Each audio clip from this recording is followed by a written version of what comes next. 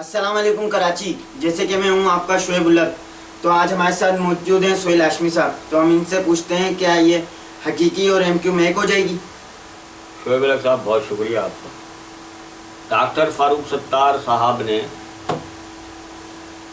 दावत दी है और आम तासुर यही हो रहा है कि ये दोनों पार्टियां एक हो जाएंगी। एक आम आदमी, एक आम महाजिर खुश हो रहा है कि शायद ऐसा होने जा रहा है, लेकिन मैं आपको ये बात बता रहा हूँ कि ऐसा होना मुमकिन नहीं है। एक तरफ तो आफाक अहमद की शक्ल में एक ऐसा कट्टर कौम परस्त मुजाहिद खड़ा है जिसने इब्तिला और आजमाइश के 30 से ज़ायद बरस गुजार दिए, अपनी जवानी जेल में गुजार दी है, दीवार से लगा दिया गया है, और दूसरी तरफ इक़्तिदार के मज़े लूटने वाले लोगों का एक टोला मौजूद। मुमकिन है मेरी इस बात से खुद आफाक भाई भी इत्तफाक ना करें, लेकिन मैं समझ रहा हूँ ऐसा होना मुमकिन नहीं है। जिन लोगों ने खुद डॉक्टर फारूक सत्तार को कोना पकड़वा दिया हो, वो लोग आफाक अहमद जैसे इस्तकामत पसंद आदमी की क़यादत को कैसे कबूल करेंगे भाई। तो मामला ये नहीं है कि मैं ये नहीं चाह रहा कि ये अब सब लोग एक हो जाएं।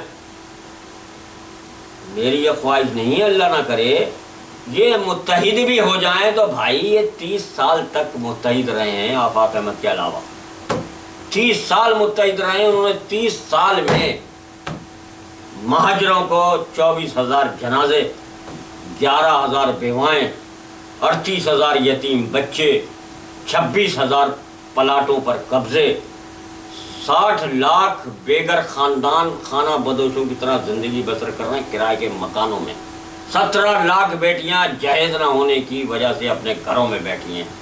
तो जो पार्टी, दुनिया की तारीख में कोई ऐसी पार्टी नहीं है पार्लिमानी हिस्ट्री में जिसने 30 साल इक़्तिदार में गुजारे हों और वो अपनी कौम को शौदा का कब्रिस्तान देकर चली जाए।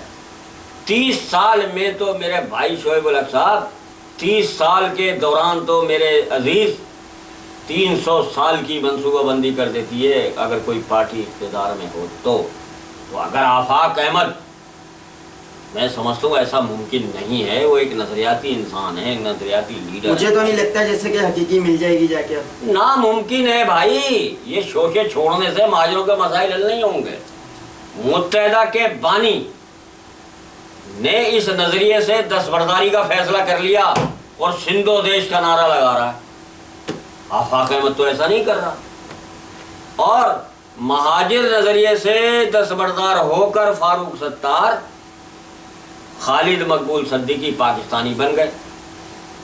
पाकिस्तानी तो आफाक अहमद भी भाई, लेकिन वो कह रहे हैं कि मेरी पहचान महाजिर है। मैं कोई आफाक भाई का तर्जुमान नहीं हूँ भाई, लेकिन जहाँ नज़रियात का मामला आएगा वहाँ मुझे आपने बुलाया है तो मैं बोलूँगा तो सही।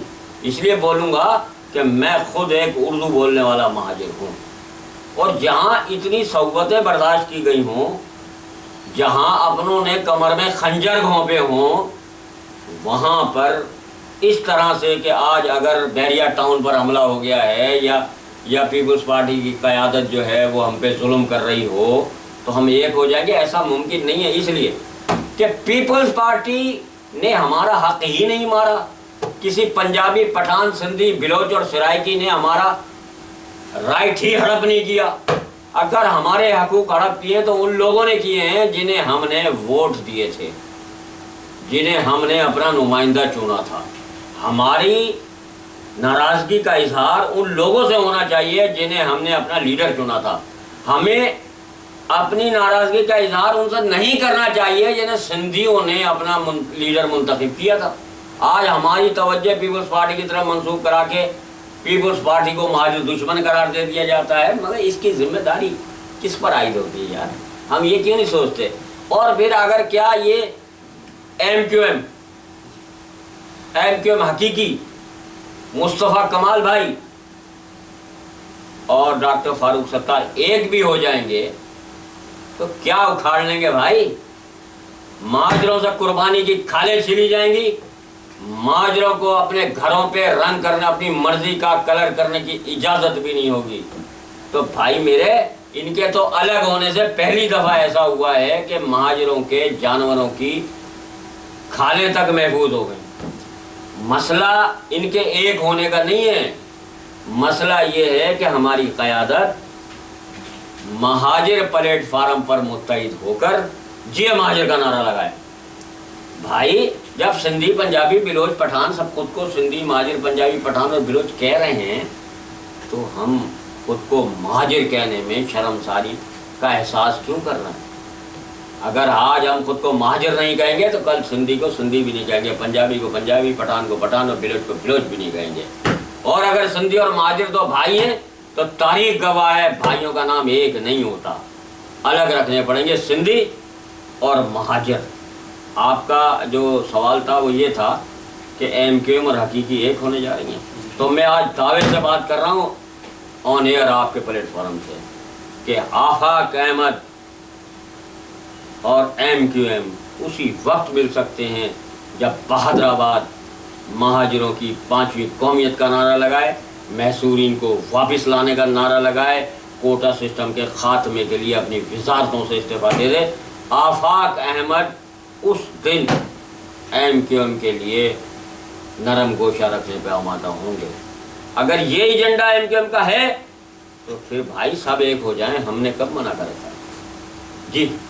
जैसे कि आप दिख रहे थे हमारे साथ मौजूद हैं सोहेल हाशमी साहब, तो अब आप अपना राय बताइएगा, के साथ ही इजाज़त दीजिए हम लोगों को और देखते रहिए वॉइस ऑफ कराची।